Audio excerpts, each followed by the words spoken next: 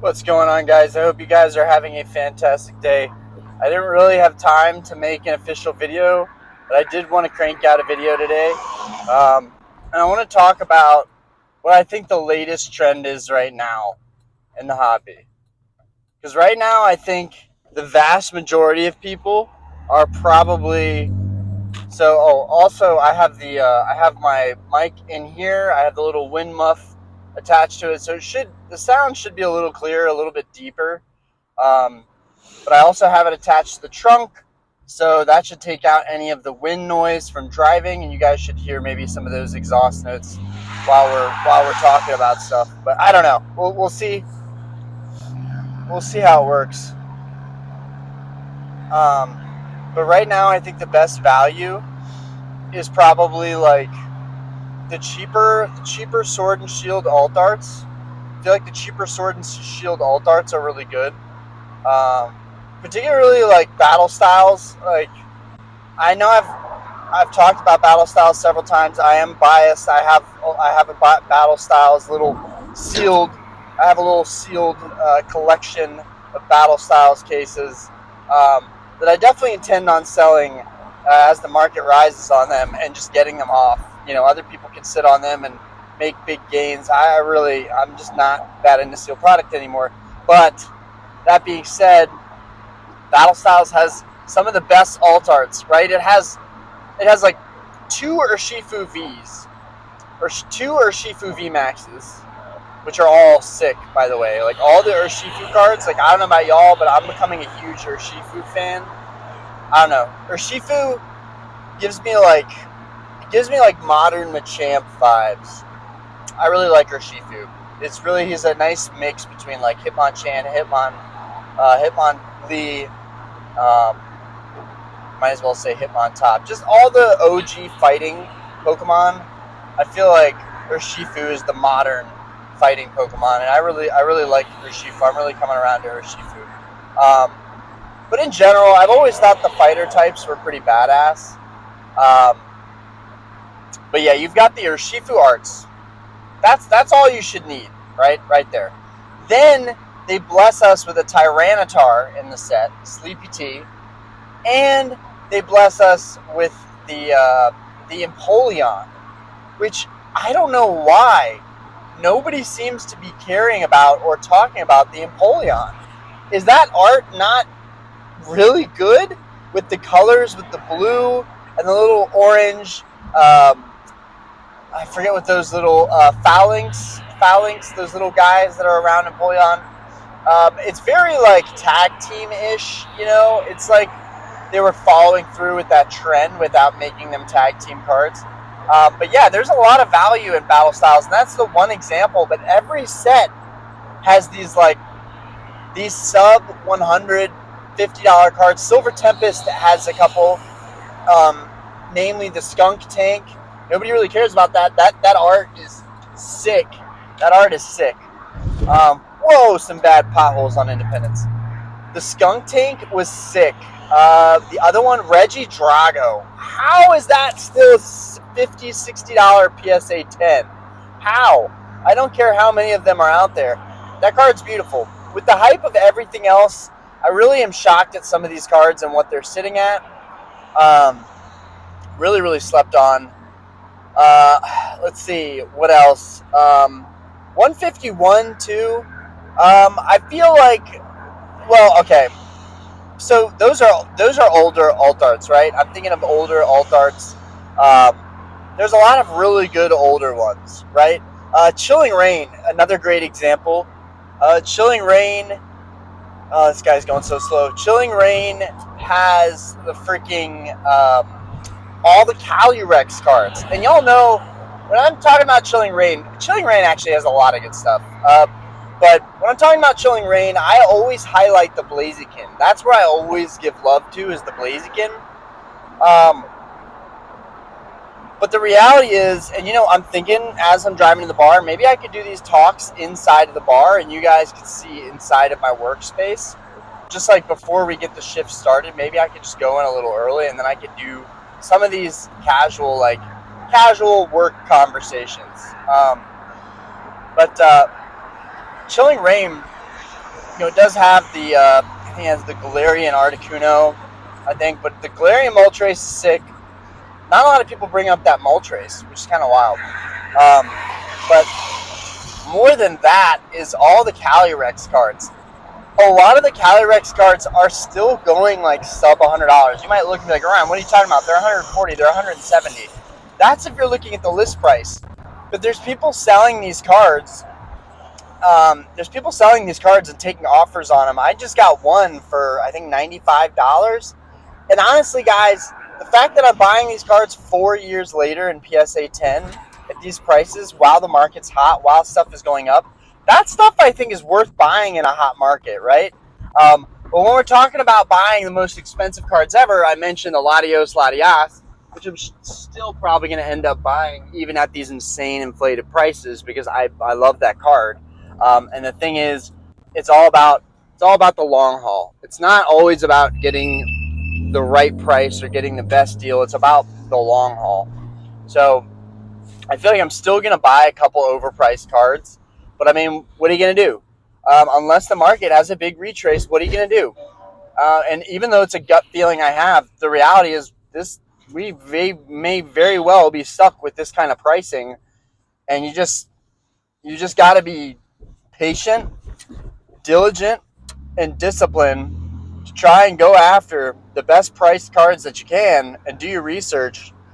And don't feel FOMO. Like, there's so many cards out there. A lot of the best alt arts, even from Sun and Moon, pop up every week or two. So, like, I'm sorry how shaky the camera is, guys. But, like, my point is, this stuff really isn't that special. But it could keep going up in price, right? Everyone is relating and sharing their pickups, and everyone's collecting modern. And so even when the pops are 10, 20,000 population at PSA, people are still going to want that stuff. So like somebody, multiple people in the comments were talking about, like, I don't think pop matters. To an extent, right? To an extent. I think it does matter, but I think when cards are popular enough, yeah, it's kind of irrelevant, right? 10, 20, 30,000 of a PSA 10 really isn't that big in the grand scheme of the millions of collectors that are joining into this hobby.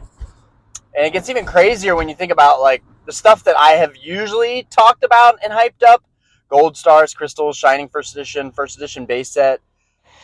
When you think about the population of those cards, it really makes you wonder, like, when are those finally going to pop off? But this isn't about vintage. It's about, like, there's still a lot of opportunity. There's still a lot of value. It's not all doom and gloom. There's some really good deals out there, and you got to look for them. And I would say the auctions are also great too. Sometimes you gotta strategize. Like, you gotta put a bid in for an auction, and in some cases, like, buy another copy. Buy another copy at a price point, and then have one leg in. You already bought a copy. Maybe you buy it a little higher up because you don't want to miss out. I get that. I'm not condoning FOMO, but I am saying, like, if you really want a card badly enough, buy it. If you can afford to, maybe buy one more copy. One thing I've thought about lately is not really doing this with PSA 10, although I might, but doing this with PSA 9s because they're more affordable. I know that sounds crazy, buying PSA 9s in this inflated market, but if you buy the 10 for your personal collection, and then you buy a PSA 9, that PSA 9, or in some cases, like some of my cards graded PSA 9, I want the PSA 10. So I'm going to wait. I'm not going to sell my 9s right away. I'm going to wait. Until the PSA 9 gets to be at least like 50 to 75% of the value of a PSA 10. In a lot of cases, a PSA 9 is at least half the value in terms of modern. But you want to wait till it's half the value or 3/4 of the way there. I think that's a good deal. Anyways, I'm here at work now. I got to go, guys. Peace. Let me know what you think. Also, I think another safe haven is a lot of the illustration rares. What's up, guys? So we are at the bar right now here at my business, Starlight on 22nd. Tonight we actually have some kind of Valentine's Day. It's called My Cheeky Date. So it's a way for people to kind of go on blind dates. Anyways, we'll be doing that tonight. Anyways, like I was saying in the car, and I don't know if you guys like this, if it's too personal, if you think it's kind of cool that you're getting to talk to me in my place of business, let me know. This was kind of a personal step for me, but I feel like it's kind of the next step in the vlogging style POV world, is to kind of just be yourself and let people in on your life. As we were talking about cheaper alt arts, I think a lot of the alt arts, the beginning of Sword and Shield, really all the way till the end, any cheap alt art sub $100, I think is a safe haven. But a lot of people are talking about illustrations, and I want to talk about that real quick. Illustrations should not be expensive as they are right now. I know we really like the artworks, but the artworks were kind of designed, I feel like that stuff was supposed to be like kind of lesser value alt arts in a way. I don't think anybody ever fully expected that illustration rares were gonna, take the market by storm and kind of become one of the next big focuses. Right now, I think people are getting burnt out on alt art prices, and I think the next step is probably people are going to move into illustration rares. Why are they going to move in illustration rares? Because an abundant there's an abundant supply of these sub $10, sub $5. There's $3 illustration rares that you can still pick up. One of my personal favorites recently was the Ledian. Absolutely beautiful card, but only worth like $3 on the market right now. Kind of insane, guys. So I think while I talk about the market kind of being at a peak, I think that a lot of people are now going to gravitate towards those super high value cards. Now they're going to move into the illustration rares. I mean, that's what I would do if I was kind of done hunting all the big cards. I would probably step down and start going after the illustration rares.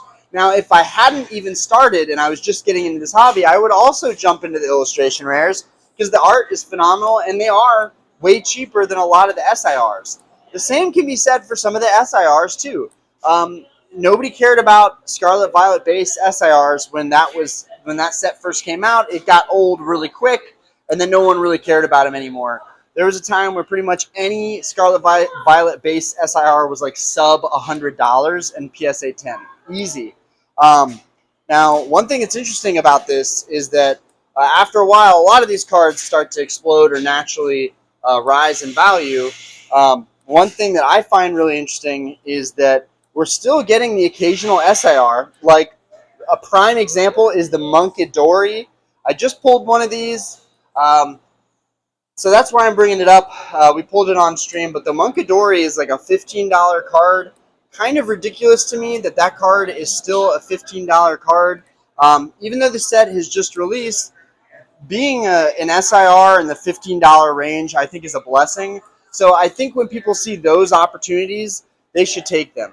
Because, right, I think a lot of the inflated values in a lot of the peak market, like the highest market prices, I think are priced in on a lot of the cards that have already come and gone, right? I think that as these new sets are coming out, it's probably a good idea, maybe wait a week or two after the set releases to let the hype die down a little bit on the raw cards, but then ramp it up, start buying again. I really think you can't wait too long because sometimes stuff just explodes, like the Shrouded Fable, Ghastly, or the Persian. Or what was the Ghastly in Shrouded Fable? Maybe the Ghastly wasn't in Shrouded Fable. I think that was Shrouded Fable. Anyways, guys, what I'm saying is there's a lot of opportunity in a lot of the cheaper illustration rares. So while I am kind of frustrated, I also see that, hey, if I can't pick up some of these other cards for a good deal, like some of the more sought-after alt arts, then there's going to be opportunity for me to pick up some of those cheaper illustration rares. And I do want to make more videos talking about those cheaper cards because that's stuff that anybody and everybody can collect now, and I do think it's going to go up in value. Especially that Ledian that I just mentioned. I think that card is beautiful. I think I have one copy. I don't even know if I have one copy anymore. I might have sold it. And that's the funny thing is I have a lot of cards that come and go, and I sell them, and then I look back and I'm like, wow, if I would have just been a hoarder for a little bit longer and held on to that for another couple weeks or maybe another couple months, it would have been such a good play. Anyways, I don't know if you guys can relate to that. These sets come out. No one really cares about the illustration rares. And then all of a sudden, it's like, oh, man, I should not have sold that because that's popping off now. So it's kind of crazy. Like, it's just every set there's now going to be so much value. which kind of, I don't know, it kind of justifies what the prices are, MSRP, because when you have this much value in a set, when you can get so many good cards out of a set, and it seems like a lot of the later Scarlet Violet sets have a lot of that value, kind of starts to make sense when you think about the MSRP side of all of it. Like, yeah, prices are higher than they've ever been, but also the singles prices are higher than they've ever been. The graded prices are higher than they've ever been. So I think when everything dumps, stuff will be worthless. Nobody's going to care about it. That's probably not going to happen. That's a super extreme. I think it's far more likely that we're going to get some kind of small retrace. But like I'm saying, there's just a lot of opportunities. So I'm just kind of ranting and venting and seeing if this video that I can only make because I had to come into work early to set up for this event. I want to see if this like POV rant style, if you guys actually like it, if it actually works and differentiates the channel a little bit, let me know. We are using this mic again. I don't know if it picked up the sound well. I don't know if it was trash. So let me know, guys. I'm doing my best. This is new though. It should sound deeper. It should sound better. So we'll see how that goes.